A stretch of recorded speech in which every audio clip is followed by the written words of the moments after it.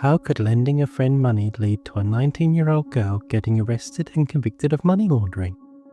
I'm C, and this is Scams, Hacks, and Frauds.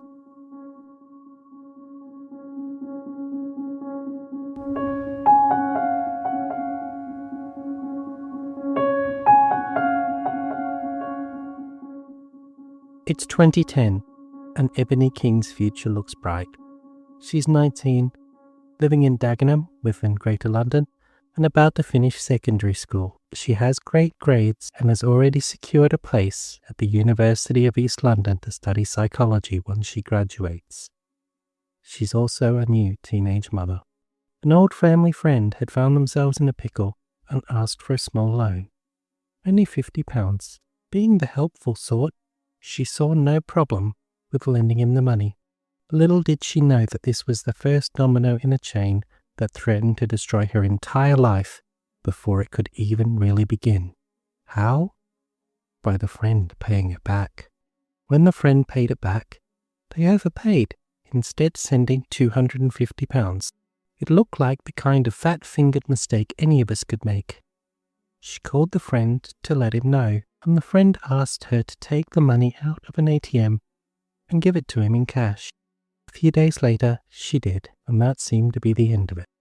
6 months later, at the house she shared with her mother, there was a large bang as the front door was burst open. The police had arrived, and they were looking for Ebony. Ebony didn't know it, but that money had come from a scam victim, and by taking out the money in cash, she'd become a vital link in the scam chain. She'd engaged in money laundering. She was taken to the police station and charged, and worse than that, she'd become the scapegoat. The prosecution acted as if she was the mastermind, and she was convicted of concealing, converting, removing, and transferring criminal property. Her bank account was closed, its contents seized, and the family friend, he was long gone. Never charged and never convicted. All this despite having no idea she was part of a criminal scheme. Although she was convicted, she did no time in prison, still had to do community service and pay a fine. Whilst all doors were previously open to her, many were now slammed in her face. Many potential employers refused to even consider her. Her credit rating was destroyed. She struggled to access financial services and was afraid to even have a bank account, a necessity in modern society. In addition, she found it hard to trust anyone, even her close friends. When people are recruited to use their bank account or otherwise be a step in the money laundering chain, we call this being a money mule. This type of scam has been around for a while. Still, it has exploded since the pandemic, particularly among the young. In the UK alone, over 17,000 cases of money muling were identified in 2023, about a quarter of which involved people under 21. The most important rule to remember here is not to let someone else use your bank account, ever. That's easy to say, but this story highlights it's really easy to become a money mule without realizing it. Here, it was a friend paying back a loan. It could be that you're offered a new work-from-home job and sent a check or other payment to cover your expenses, with instructions on what to do with that left over. It could be that you're part of an online romance where you're asked to make a payment or purchase something. Or maybe an online buyer has just overpaid for a purchase. The overpayment is a frequently occurring part of money mule scams.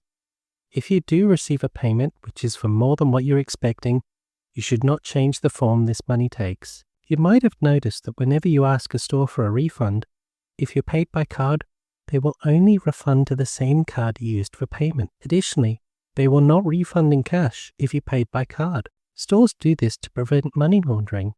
Refunding in cash or to a different card or bank account could be creating another link in a chain to disguise where the money originally came from. So if you need to return money to someone, do it in the same way, and if it's electronic, send it to the same account it came from.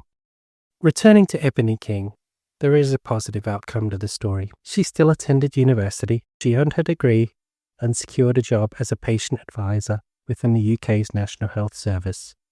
Today she runs a charity called Elevate Her UK, which helps and mentors young ladies and works to alert people to frauds like this.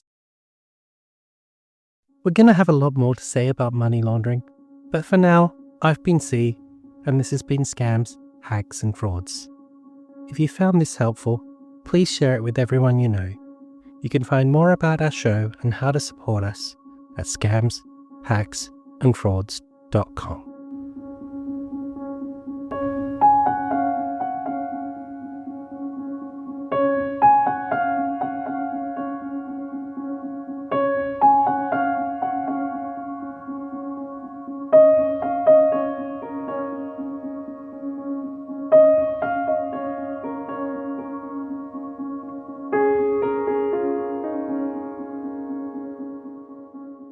This podcast is available to reuse for free under the Creative Commons with Attribution Share Alike license.